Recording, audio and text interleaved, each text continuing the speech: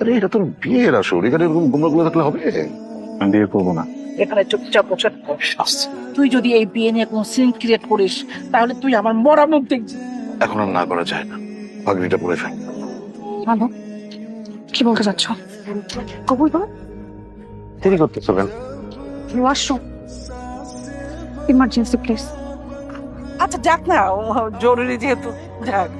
কোনো অসুবিধা আসুন। আমার মেয়েটা একটা দুষ্টু ছেলের সাথে টেলিফোনে কথা বলছে, কিন্তু এটাও জেনেছি 3 মাস আগে ওদের মধ্যে সম্পর্ক শেষ হয়ে গেছে। আজকে ওই ছেলেটার সাথেই আমার মেয়েটা চলে গেল। প্লিজ প্লিজ, আপনার একটু বসেন, বসেন, একটু একটু মাথা ঠান্ডা করে ভাবিয়ে। Please boss. পারমিশন দিলে একটা কথা বলতে চাই। কি বলবি বলে ফেল।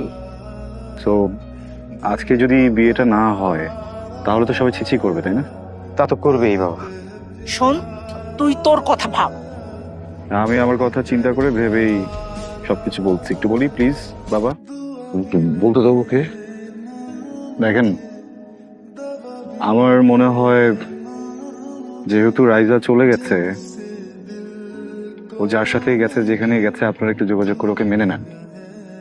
পাশাপাশি এখানেও আজকে একটা বিয়ে হোক, তাহলে মনে হয় আপনাদের এলাকাতে গিয়ে বা পরিবারের কাউকে ফেস দেখাতে প্রবলেম হবে না। আদারওয়াইজ মানুষ কিন্তু অনেক বাজে বাজে কথা বলবে।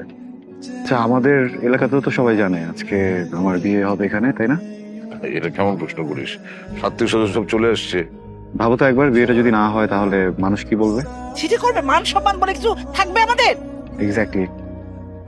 অনেকে তো ভাববে তুমি যৌতুক চেয়েছো এই জন্য মেয়েরা বিয়ে ক্যান্সেল করে দিয়েছে। আবার ভাবতে পারে তোমাদের ছেলে কোনো কমতি আছে, থাকতেই পারে। তো এখান থেকে তো একটা বিয়ে করে যাওয়াটা খুবই জরুরি, তাহলে দুইটা ফ্যামিলি মুখ দেখাতে পারবো আর কেউ চিচিও করবে না। আপনারা কি বলেন? কিভাবে? মেয়ে কোথায় পাবি? মানে বউ তো পালিয়ে গেছে। হ্যাঁ, এটা কি হলো?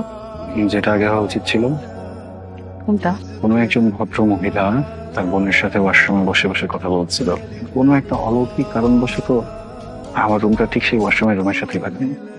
সব কথা শুনে ফেলেছে। তোমা কবুল। কবুল কবুল কবুল।